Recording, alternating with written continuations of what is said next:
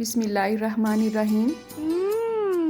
Tasty. जी हाँ, आज हम बहुत ही टेस्टी सी होममेड रेमेडी लाए हैं जिससे ना सिर्फ आपकी हड्डियां मजबूत होंगी, आसाब स्ट्रॉन्ग होंगे। अगर आप अपने आप को थका थका महसूस करते हैं तो वो भी मसला ख़त्म हो जाएगा। अपने आप में आप ताकत महसूस करेंगे, आपके मसल स्ट्रॉन्ग हो जाएंगे।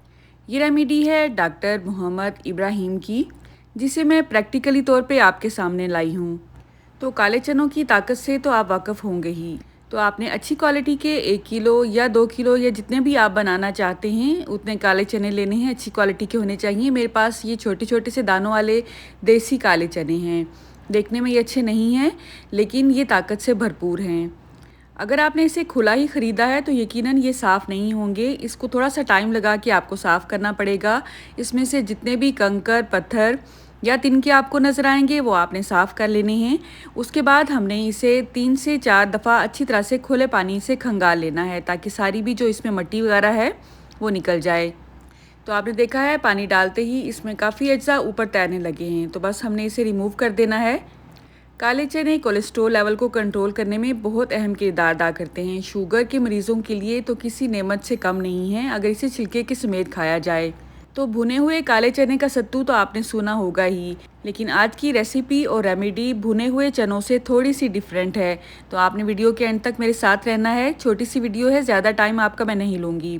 तो अच्छी तरह से धोने के बाद आपने इसे भिगो के रख देना है ओवरनाइट, या कम से कम 6 से 7 घंटे के लिए। पानी इतना होना चाहिए कि 2 से 3 इंच ये चनों से ऊपर ही हो। इससे क्या होगा, ये चने अच्छी तरह से जितना पानी चाहेंगे अपने अंदर सोख कर लेंगे। अगर हल्की हल्की सी आपको झाग महसूस हो रही है तो आपने परेशान बिल्कुल नहीं होना है। गर्मी में हल्की सी झाग आ जाती है, चने आपके मुकम्मल तौर पे ठीक हैं।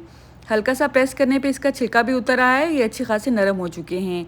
इसका पानी हमने रिमूव कर लेना है। 2 से 3 दफ़ा दोबारा इसे अच्छी तरह से खुले पानी से धोएंगे। और आपने देखा है हल्का सा प्रेस करने पे भी इसका दाना अच्छी तरह से टूट रहा है। ये अच्छी तरह से पानी अपने अंदर सोख कर चुके हैं और इनकी जो अफादियत है 3 से 4 गुना सोकिंग के बाद बढ़ चुकी है।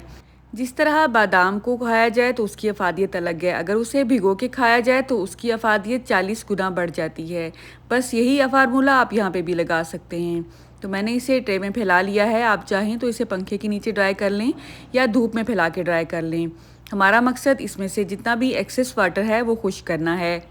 तो मैंने इसे 1.5 से 2 घंटे के लिए धूप में रख दिया था और अल्हम्दुलिल्लाह इसका जितना भी खुश्क पानी है वो रिमूव हो चुका है। और वक्फे वक्फे से आपने इसमें हल्के से हाथ से इसको फैला देना है, तो इंशाल्लाह ये मुकम्मल तौर पे ड्राई हो जाएंगे। हल्की हल्की सी जो नमी है वो भी हम रिमूव कर लेंगे। अभी आपने परेशान बिल्कुल भी नहीं होना है। बहुत ही काम की रेसिपी है। बच्चों को दें, बूढ़ों को दें, खुद लें। लेडीज़ में अक्सर मुस्तकिल कमर दर्द रहता है, उनके लिए भी ये रेमेडी लाजवाब है। तो यहाँ पे मैंने स्टील की कढ़ाई ले ली है, उसमें हमने अच्छी तरह से इसको भूनना है। चूल्हे की आंच को आपने ना तो बहुत तेज़ रखना है कि ये जलने लगे, और ना ही इतना स्लो रखना है कि आपको घंटों ही लग जाए इसको भूनने में। तो दरमियानी आंच पे हमने इसे 20 से 25 मिनट के लिए भूनना है। इस दौरान आपको लगेगा कि इसमें से हल्की हल्की सी खुशबू उठने लगेगी। बस इसी पॉइंट पे आप समझ जाएं कि ये चने अच्छी तरह से भून चुके हैं, अब ये कच्चे नहीं रहे हैं। अक्सर जिम में जाने वाले हजरात क्या करते हैं, रात को 1 कप पानी में मुट्ठी भर चने भिगो देते हैं, काले चनों को, और उसके बाद सुबह उठ के निहार मुँह इसका पानी पी लेते हैं और चनों को चबा चबा के खा लेते हैं। हैरानकुन बात यह है कि काले चने अगर कच्चे खाए जाएं तो पेट में दर्द होता है अक्सर, लेकिन जो लोग इसके आदी हो जाते हैं उन्हें बिल्कुल भी पेट में दर्द नहीं होता है। लेकिन जिनका हाजमा कमज़ोर है वो एहतियात करें इन्हें खाने में। तो भुनने के बाद आपको इन चनों पे हल्का हल्का सा ब्लैक डॉट नज़र आ रहा होगा, हल्की सी चिटक पटक भी आपको सुनाई देगी, तो इसका मतलब है ये बिल्कुल रेडी हैं। तो 20 से 25 मिनट भूनने के बाद चूल्हे की आंच को आपने बंद कर देना है, इनको ठंडा कर लेना है। और उसके बाद अगर आपका जो ग्राइंडर है घर वाला वो अच्छा काम करता है, स्टील वाला है, तो आपने इसे घर में ही ग्राइंड कर लेना है, वरना आपने मेरी तरह इसे बाहर से पिसवा लेना है। ये पाउडर आप किसी तरह भी इस्तेमाल कर सकते हैं, चाहे तो इसका सत्तू बना के पिएँ, मीठा या नमकीन। थोड़ा सा इसमें पुदीना डाल लें, नमक डाल लें, काला नमक डाल लें, तो इंशाल्लाह आपको बेस्ट रिज़ल्ट मिलेंगे। हल्का सा अजवाइन के साथ भी अगर आप इसे इस्तेमाल करें तो आपको कभी गैस या फारा नहीं होगा। अल्लाह आप सबको सेहत और ईमान का रिज़्क अता फ़रमाए और हम सब के रिज़्क में कसरत से ज़्यादा बरकत और आसानी अता फ़रमाए।